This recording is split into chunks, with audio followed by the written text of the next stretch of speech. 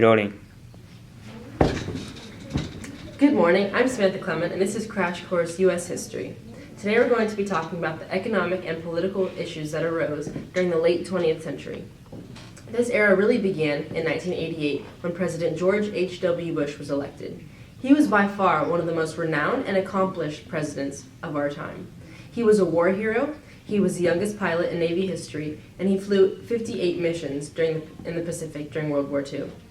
And he won many awards. He was a congressman, he was an ambassador to the UN, he was the director of the CIA, and vice president. During his campaign, he was running against Jesse Jackson, who was a black candidate, and everyone thought that this was going to be the first black president, but they were wrong, not quite yet. During this election, political ads were very popular, but negative ads is something that was implemented and something that was very new, where each candidate would tear down the other candidate. After President George H.W. Bush was elected, he said, "Read my lips, no new taxes."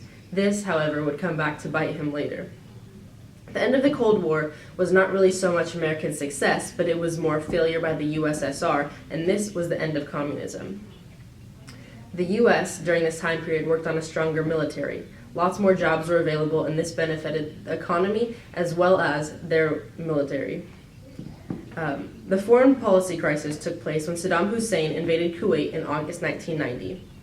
All the nations wanted Hussein out of Kuwait. They made an agreement that on January 14th, 1991, Hussein was to leave Kuwait. After he did not do so, the American army came in, and this was known as the First Iraqi War. Within 100 hours, the American army destroyed the Iraqi troops. At the same time, the Gulf War was successful for the U.S., and this lifted the president's approval rating to 89%, and he thought that this election was in the bag. At this time, Congress was mostly Democratic, and liberal legislation was passed, and although the president vetoed many bills that were very liberal, Congress still managed to pass them.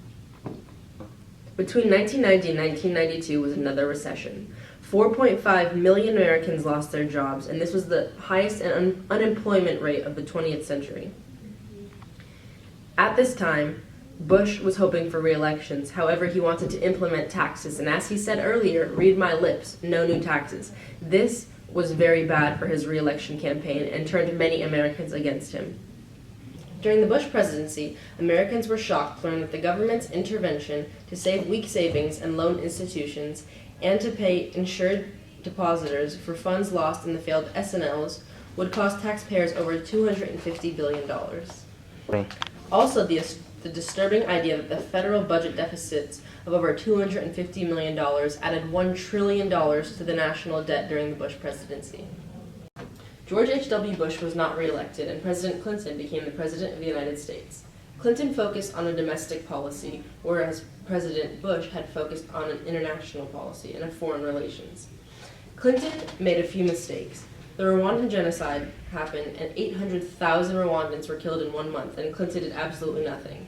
During this time period, terrorism became more and more popular. The World Trade Center was attacked for the first time, and in Oklahoma City, the federal building was blown up. Clinton introduced the Don't Ask, Don't Tell policy in the military and the army. In 1993, the health care initiative was a big failure. In 1994, Congress enacted Clinton's anti-crime bill, which provided $30 billion in funding for no more police protection and crime prevention programs. The legislation also banned the sale of most assault weapons, which angered the gun lobby. The market crashed in 2000, and President Clinton was later impeached for saying he did not have sexual relations with the woman he did. After Clinton left office, the unemployment was below 4%, which is the best it's been